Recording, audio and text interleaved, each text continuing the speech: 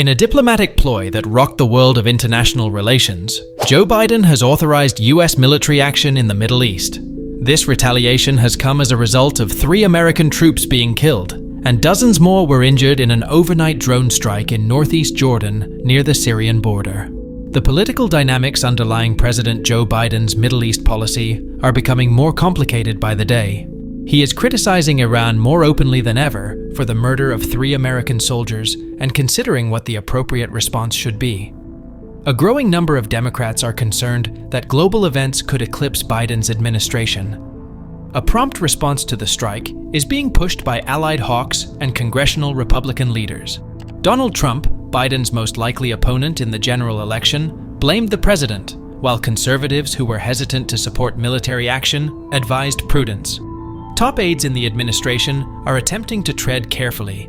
According to 2 officials who spoke on condition of anonymity because they are not allowed to discuss private discussions in public, Biden is directing his advisors to present a range of U.S. response options that would both forcefully deter further attacks and avoid escalating an already volatile situation. Monday saw the White House reiterate Biden's pledge made the previous day that it would respond to the attacks, but they also issued a warning that the U.S. would not move quickly. "We don't want to fight another war. We don't want to become too serious." At the White House briefing, National Security Council spokesperson John Kirby assured reporters, "But we will absolutely do what is required."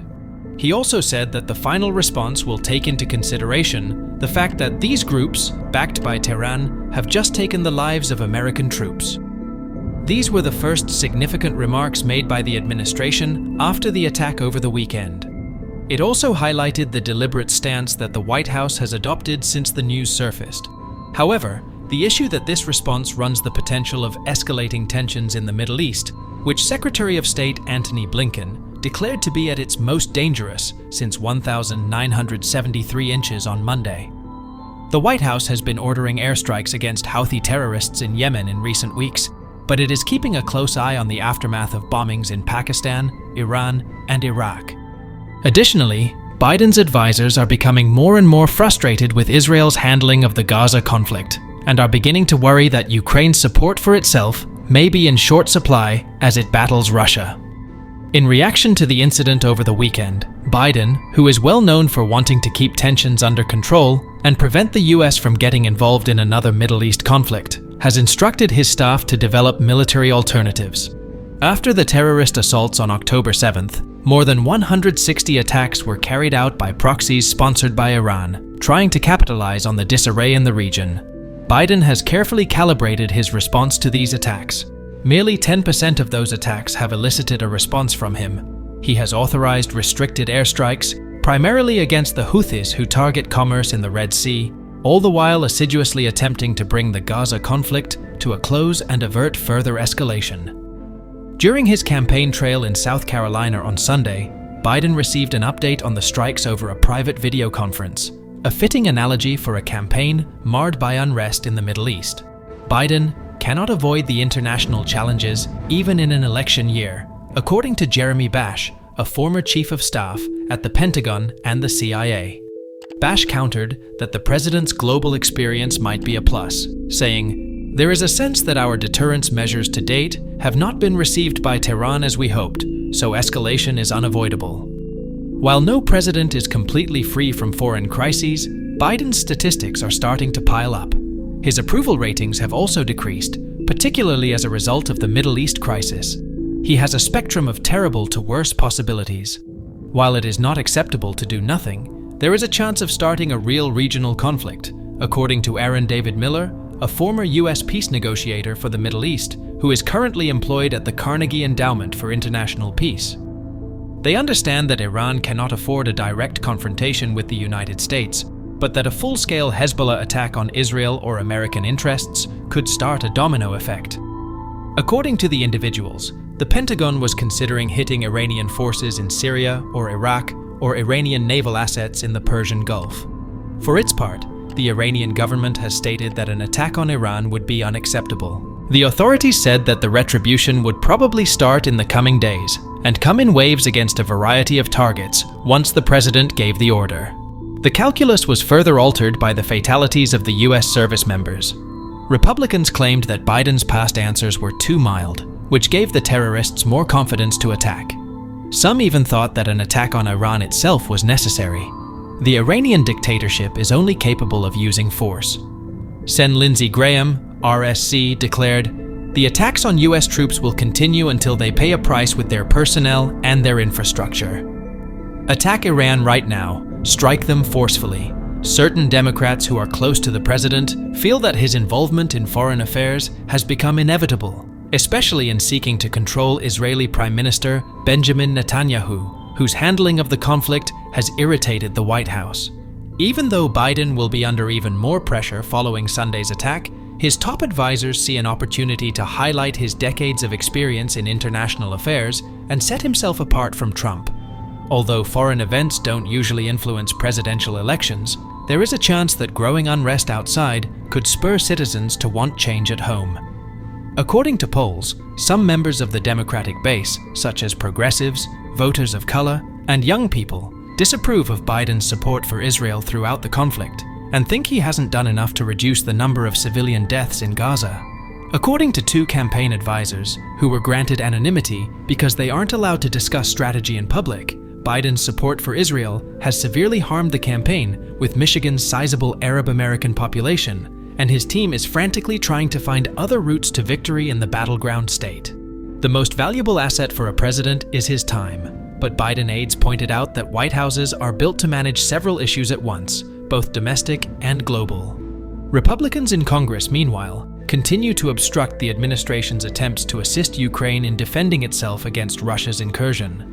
However, Biden's advisors think that sticking with the current course is the best option, as they think it may also result in political victory. They cite polls showing that the majority of Americans continue to back Ukraine, and they predict that voters would reject Trump's endorsement of Putin, including his first claim that Putin was clever in orchestrating the invasion of that country. Biden aides anticipate that the incumbent will continue to highlight this stark divergence in his defense of Trump as a danger to both domestic and international democracy. To gain a full understanding of this, it's critical to dive into the history of the United States and the Middle East. Since World War II, the United States has had a critical interest in the Middle East. Even while American interest in the Middle East dates back to the country's founding, the region has dominated American foreign policy since World War II. The main drivers of American engagement in that theater of Cold War hostilities between the US and the USSR were oil investments and the US's unique relationship with Israel. Around 1800, US diplomatic ties with the Middle East began in North Africa. The Barbary pirates were vanquished by US naval forces in 1816, but during the 19th century, most interactions were of a commercial and instructional nature. Numerous educational institutions, healthcare centers, and universities were founded by Protestant missionaries in Egypt, Turkey, Syria, and Lebanon.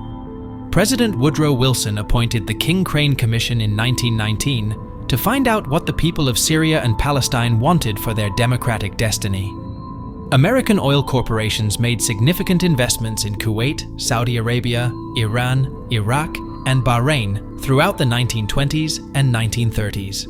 In order to move Lend-Lease materials from the Gulf through Iran to the Soviet Union, the United States formed the Persian Gulf Command and took part in the Allied operations for North Africa during World War II.